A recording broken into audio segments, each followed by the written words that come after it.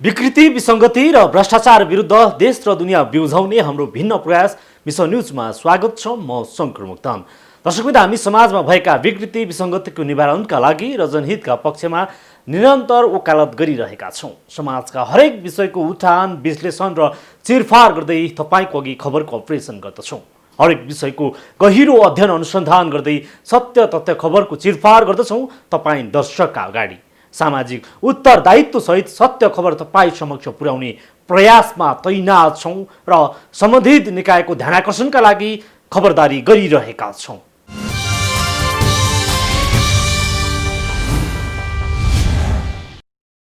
दर्शकवृन्द, सीमा लुटिरहने भारतीय शासकहरूको चरित्र त छँदैछ, तर पछिल्लो समय दक्षिणी सीमामा भारतीयहरूबाट पनि नेपाली सुरक्षामाथि आक्रमण हुन थालेको छ।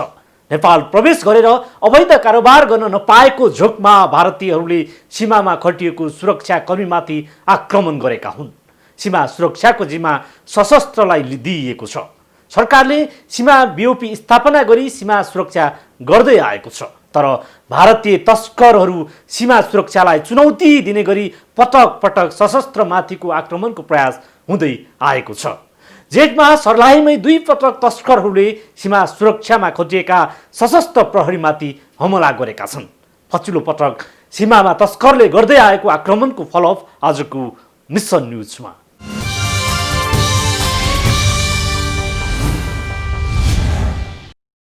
भारतसँग सीमा जोडिएको सर्लाहीको पर्सा गाउँपालिका स्थित नारायणपुरमा भारतीय समयले शुक्रबार 30 गते बिहान सीमामा ड्युटीमा खचिएका सशस्त्र प्रहरीमाथि आक्रमण गरे। ड्युटीमा खचिएका एक प्रहरीको हतियार समेत उनीहरूले खोसेर लग्ने क्रममा सशस्त्र प्रहरीले फायरिङ समेत गर्यो। सशस्त्र प्रहरीको फायरिङबाट 2 भारतीयलाई घुँडामुनि गोली लाग्यो र एकको मृत्यु भयो। यस्तै सीमा घटनाको यसअघि सर्लाहीको विष्णुपुरबाट जिरो ग्राउन्ड रिपोर्टिङको सामग्री प्रसारण गरेका थियौँ।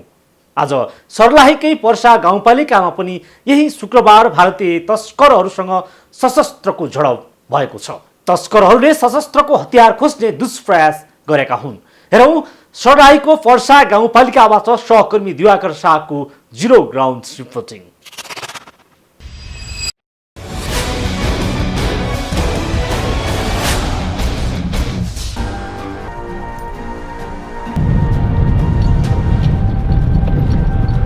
सर्लाही जिल्लाको पर्सा गाउँपालिका वार्ड नम्बर 3 नारायणपुर भनिन्छ यसलाई, र 10 गजा पनि हो। र पछाडिको दृश्यमा हामी देखाउन सकिरहेका छौँ भारतीय सुरक्षाकर्मीहरू यहाँ खटिरहेका छन्। नेपाल सशस्त्रबाट चाहिँ खटिएका सुरक्षाकर्मीहरूमाथि आक्रमण भएको थियो र यही आक्रमणमा चाहिँ सुरक्षाकर्मीको गोली लागेर एकजना भारतीय तस्करको मृत्यु भएको थियो र हामी देखाउन सकिरहेका छौँ।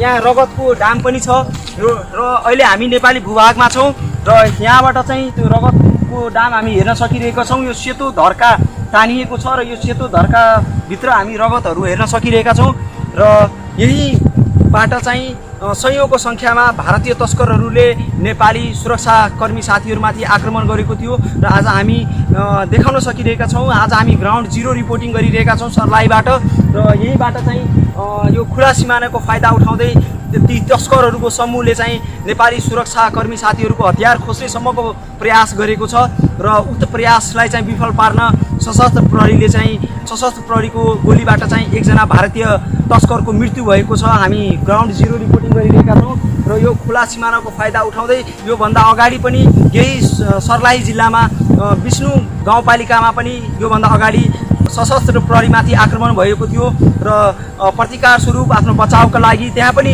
हतियार खोज्ने प्रयास भएको थियो। आफ्नो बचाउको लागि सशस्त्र प्रहरीले हवाई फायर गर्नु परेको थियो भने यहाँनिर एकजना भारतीयको मृत्यु भएको छ र हामी देखाउन सकिरहेका छौँ। यो गोलो धर्काभित्र जुन रगतहरू छ यो ठाउँमा चाहिँ ती तस्करहरूको समूह चाहिँ यहाँ आएर नेपाली सुरक्षाकर्मी साथीहरूमाथि आक्रमण गरेको थियो। स्थानीयसँग हामी बुझ्छौँ ती व्यक्तिहरूले यहाँ नेपालमा खटिएका सशस्त्र प्रहरीहरूको हतियार खोज्ने प्रयास गरेका थिए। उनीहरू कस्तो खाले मान्छे थिए किनभने यो खुला सिमाना भएको कारणले नेपाली र भारतीयहरूको बिचको एउटा सम्बन्ध हुन्छ र नेपालीहरू भारतमा जाने र भारतीयहरू नेपालमा आउने एउटा एक खाले सम्बन्ध हुन्छ र उहाँहरूलाई चाहिँ थाहा हुन्छ कि कुन मान्छे कस्तो खालेको छ र कस्तो मान्छेहरूको नेचर कस्तो किसिमको छ कस्तो खाले मान्छेहरू छ भनेर हामीलाई केही जानकारी आएको छ र यस विषयमा यहाँका एकजना स्थानीयसँग हामी कुराकानी गर्न गइरहेका छौँ। जुन घटना भएको यो विषयमा अलिकति तपाईँहरूलाई के जानकारी छ बताइदिनुहोस्। अनि यहाँ उहाँको चाहिँ त्यो जस्तो क्रिमिनल जस्तो उडाउने जस्तो मान्छेहरू छ त्यहाँको होइन कतिचोटि जस्तो उहाँ भएछ त्यो मोटर उहाँ कति मोटरसाइकल भएछ यहाँ त्यस्तो खालको छ। जुन मान्छेहरूलाई गोली लाग्यो उनीहरू क्रिमिनल किसिमको मान्छेहरू त्यो त थाहा छैन त्यो किसिमको कस्तो तर जुन हुल आएको थियो हुल आएको थियो त्यसमा त 2-4 जना त्यस्तो खालको त सधैँ छ। उनीहरू कतिजनाको समूहमा आएका थिए त्यो थाहा छैन कतिजनाको समूह फेयरमा थियो म त मैले हेरेको छु। योभन्दा अगाडि पनि यस्तो किसिमको घटनाहरू भएको थियो। के शुभ नाम तपाईँको?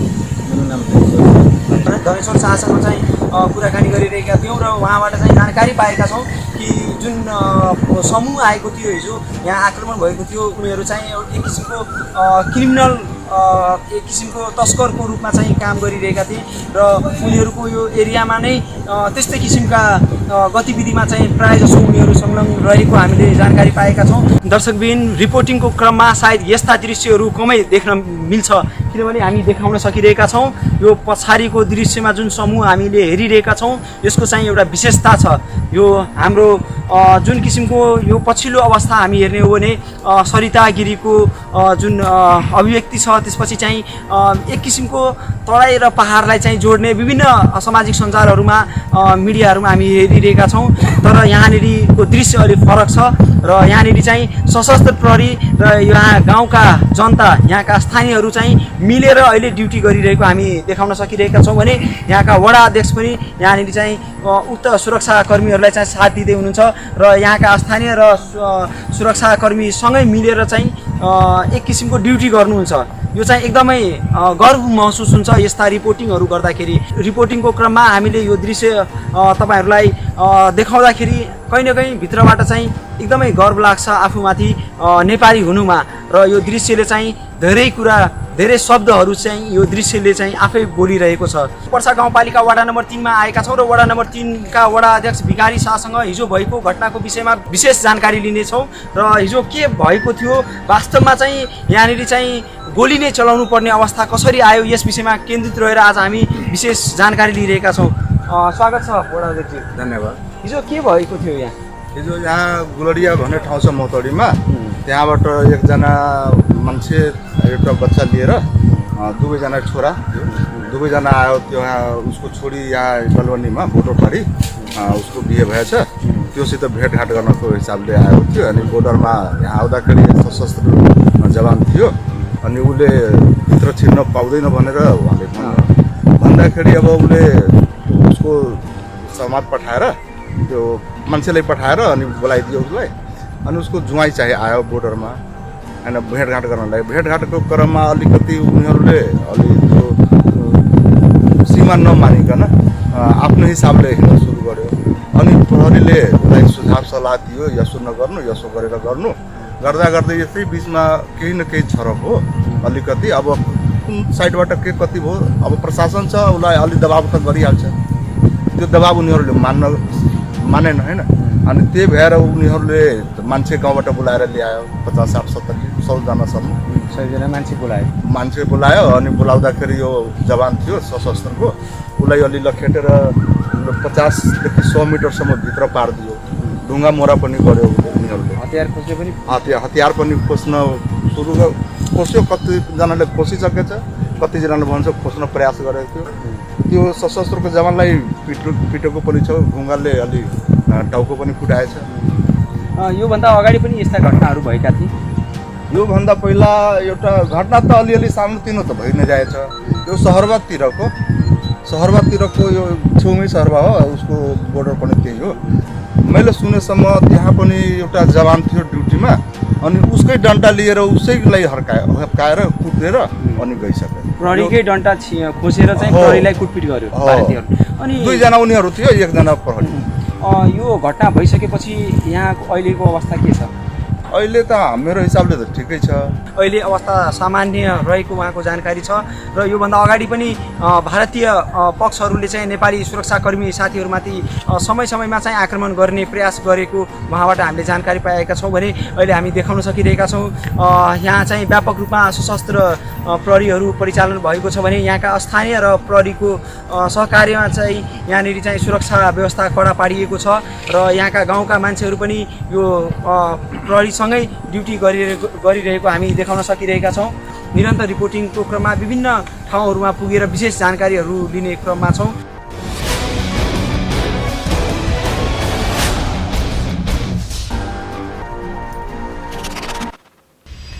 भारतीय तस्करहरूले जबरजस्ती नेपालमा गैर कानुनी रूपमा माल प्रवेश गराउन खोज्दै थिए। यस लगतै ती तस्करहरूले नजिकको भारतीय गाउँमा गएर नेपाली प्रहरीले आफूमाथि दुर्व्यवहार गरेको भन्दै भ्रम छरेका थिए। यति मात्रै कहाँ हो र भारतीय मिडियाले थप प्रोपगेन्डा छरिरहेको छ।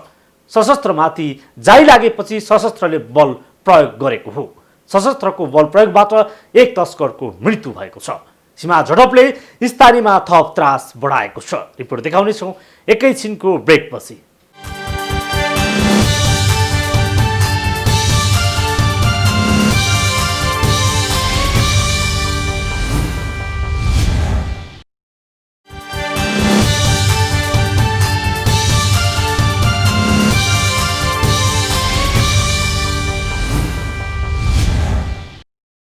भारतसँगको सीमा सधैँ असुरक्षित छ। भारतीय एसएसबीले सधैँ सीमामा तनाव दिँदै आएकोमा भारतीयहरूसँग नेपाली सीमा सुरक्षाकर्मीसँग पटक पटक झडप हुँदै आएको छ। सीमा क्षेत्रमा अवैध बाटोबाट नेपाल प्रवेश गर्न खोज्ने भारतीयहरूलाई रोक्न खोज्दा झडप हुँदै आइरहेको हो। अवैध धन्दामा संलग्न उनीहरूले सीमामा रहेका सशस्त्र प्रहरी बलमाथि ढुङ्गामुढा गर्ने, सुरक्षा क्याम्प घेर्ने गर्दै आएका छन्। यही जेठ 18 गते सर्लाहीको विष्णु गाउँपालिका पकडी स्थित 10 गजा क्षेत्रमा नेपाल प्रवेश गर्न खोज्ने भारतीयसँग प्रहरीको झडप भएको थियो। शुक्रबार पनि त्यही प्रकृतिको झडप भएको हो, जहाँ तस्करी गर्न सशस्त्रले रोकेपछि नेपाली सुरक्षाकर्मीमाथि आक्रमण भएको थियो।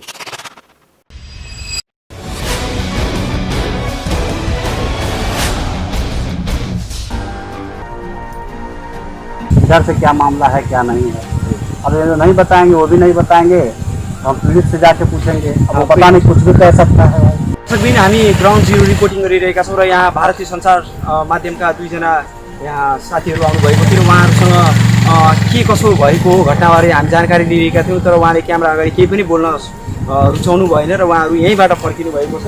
र हाम्रा नेपाली सुरक्षाकर्मीहरूले यो बोर्डर अहिले सिल र एकदमै संवेदनशील अवस्थामा छ। उहाँहरूलाई चाहिँ यहीँबाट फर्काइएको छ। हामी ग्राउन्ड जिरो रिपोर्टिङ गरिरहेका छौँ सर्लाहीबाट। पर्सा गाउँपालिका वार्ड नम्बर 3 मा छौँ र यो पछाडिको दृश्यमा देखाइरहेका छौँ। यहाँबाट चाहिँ सशस्त्र सीमा सुरक्षा बलले चाहिँ यो ठाउँबाट चाहिँ ड्युटी गर्ने गरेको थियो र यो 10 गजा हो दर्शकबिन। यो 10 गजाको यो तिरपाल मुनि चाहिँ नेपाली सुरक्षाकर्मी साथीहरू बसेर ड्युटी गर्नुहुन्थ्यो र भारतीय पक्षको चाहिँ एउटा हुल आएको थियो र उक्त हुलले यो तिरपालहरू भत्काइएको छ। हामी देखाउन सकिरहेका छौँ। यो सबै तोडफोड गरेको छ। सिमानामा चाहिँ जुन सशस्त्र प्रहरी बल बस्ने एउटा यो अस्थायी पोस्ट हो।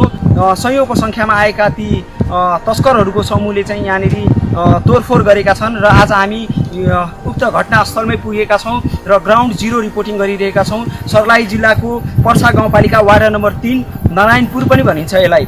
र यो पछाडिको दृश्यमा देखाइरहेका छौँ। यसरी हाम्रो नेपाली सुरक्षाकर्मी साथीहरू अहोरात्र यो बोर्डरको यो सीमाको रक्षाको लागि निम्ति यो ठाउँमा उभिएर ड्युटी गरिरहेका हुन्छन् र यो पालमुनि बसेर ड्युटी गरिरहेका हुन्छन् र उनीहरूले जुन यो पछाडिको दृश्यमा हामी देखाउन सकिरहेका छौँ, यो सिमानाको यो अन्तिम चेक पोइन्ट पनि हो, अन्तिम चेक पोस्ट पनि हो र यसलाई चाहिँ तोडफोड गरिएको छ र उक्त घटनामा चाहिँ एकजना भारतीयलाई चाहिँ गोली लागेर उक्त भारतीयको मृत्यु भइसकेको छ र आज हामी सर्लाही जिल्लाबाट ग्राउन्ड जिरो रिपोर्टिङ गरिरहेका छौँ। दंगा सब यहाँ के मारामारी कल की है और सबको मार की है और ये सब देख लिया। मतलब वो कति आदमी रहे वो सब? 15-20 आदमी रही है। 15-20 आदमी के समूह रहे। प्रहरी के मारपीट करेला चाह के मारपीट कल की भी करना चल के मार की भी मारलक प्रहरी भगी वो मारी थप्पड़ से ए प्रहरी भगे छले आ हाँ। मारे छले हाँ। अब में की हथियारो छीने के प्रयास भेल हाँ एगो छीने के प्रयास कल की ओकरा पकड़ के ले गेलै ए ओकरा पकड़ के ले गए तो ओकर बाद उ जे आदमी सब छले भारत के उ सब ऐसे पहले वो एहन किसिम के घटना करने हाँ बहुत घटना ऐसा किसिम को लिए यति बेला हामी सर्लाही जिल्लाको पर्सा गाउँपालिका वार्ड नम्बर 3 को 10 गजामा छौँ र यहाँका एकजना स्थानीयसँग हामी कुराकानी बुझ्नेछौँ घटना के भएको हो कसरी भएको हो यो एकजना हामीसँग भारतीय यहीँका स्थानीय हुनुहुन्छ र उहाँसँग हामी प्रत्यक्ष रूपमा बुझ्न सकिरहेका छौँ क्या हुआ है घटना देखिए यहाँ जो है यहाँ से 20 किलोमीटर गुलेरिया गांव के बेटी रहती है इस गांव में वो मिलने वहाँ से वो आई थी महिला पूरे परिवार के साथ वो अपने पति वो अपना बच्चा सबके साथ बेटी से मिलने तो यहाँ आने के बाद वो अपने बेटी दामाद को समधी को फ़ोन कर दिए कि आप सब आदमी आ जाइए हम यहाँ आ गए बॉर्डर पर मिल लेंगे हम लोग चले जाएंगे लॉकडाउन जब से हुआ है तब से कोई किसी गाँव में नहीं जाता आता है तब जिसको अपना ज़्यादा बेटी से बेटा से सबको प्यार होता है तो इसीलिए वो आकर यहाँ रुके तो उधर से पूरा परिवार वो लोग भी आ गए 2-3 गो उनका साथी भी आ गया कि चलना हमर सास आयल है हमर साली आयल है सब ओकरा से मिल लीजिए ससुर आयल है भेंट कर लीजिए से कह के यहाँ के भी आदमी सब गेले ये भाषा में बोल लो हाँ तो वो सब आए आने के बाद में जो है यहाँ नेपाली पुलिस जो है सशस्त्र ये क्या नाम है इनको हम नहीं जानते हैं तो ये लोग आने भी दिए और यहाँ उस जगह बैठ करके बगल में थोड़ा 10 कदम की दूरी पर दोनों आदमी आपस में मिलजुल कर रहे थे तो इसी क्रम में ये नेपाली पुलिस ने कहा कि नहीं आप यहाँ से आप जाइए आपका हो गया मिलजुल भागिए यहाँ से हटिए तो वो कहा कि ओ सर लड़का बोला कि ओ सर हमरा जो है सास इतना दूरी से आई हुई है 20 किलोमीटर से 10-15 मिनट और मिलने दीजिए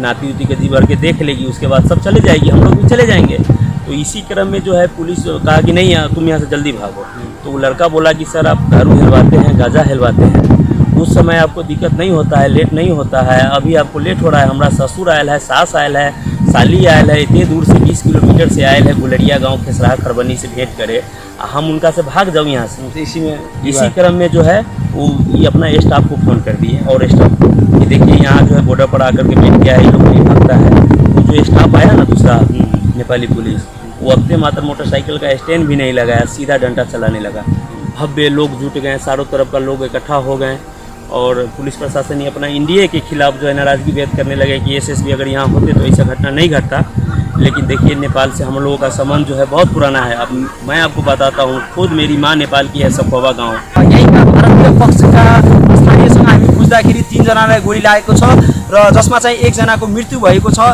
र यसै क्रममा हामी ग्राउन्ड जिरो अहिले हामी 10 गजामा उभिरहेका छौँ दर्शकबिन र यतापट्टिको दृश्यमा नेपालको भूभाग छ भने यतापट्टि हामी देखाउन सकिरहेका छौँ यो भारतको भूभाग हो र यहाँनिर भारतीय सुरक्षाकर्मीहरू ड्युटी गर्दै हुनुहुन्छ र यहीँनिर चाहिँ हिजो हजारौँको सङ्ख्यामा चाहिँ भारतबाट चाहिँ नेपाल र नेपालका सुरक्षाकर्मीहरूमाथि चाहिँ आक्रमणको प्रयास भएको थियो र उक्त प्रयासमा चाहिँ विभिन्न मान्छेहरू घाइते भएका छन् भारतीय मान्छेहरू भने नेपालबाट खटिएका सशस्त्र प्रहरीको आरोप रहेको छ कि हाम्रो हतियार खोसियो भनेर र आज हामी ग्राउन्ड जिरो रिपोर्ट गर्न पर्सा गाउँपालिका वार्ड नम्बर 3 को 10 गजामा आइपुगेका छौँ क्यामेरामा बसन्त शाहका साथमा दिवाकर शाह सर्लाही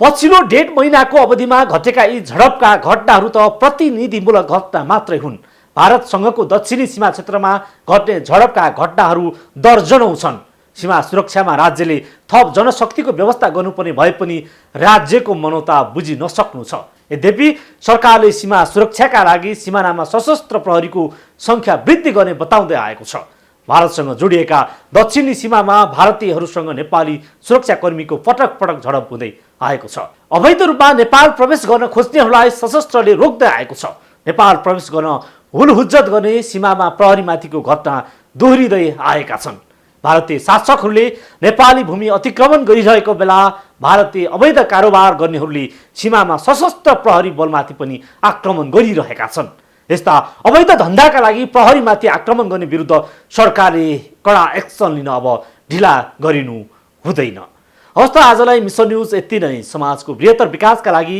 जनहित र राष्ट्रहितका पक्षमा हामी निरन्तर आवाज उठाइरहन्छौँ विकृति, विसङ्गति र भ्रष्टाचार विरुद्ध देश र दुनियाँ बिउझाउने मिसन न्युज जारी छ। सत्य, तथ्य र निष्पक्ष समाचारको लागि हेर्दै गर्नुहोला माउन्टेन टेलिभिजन। नमस्कार।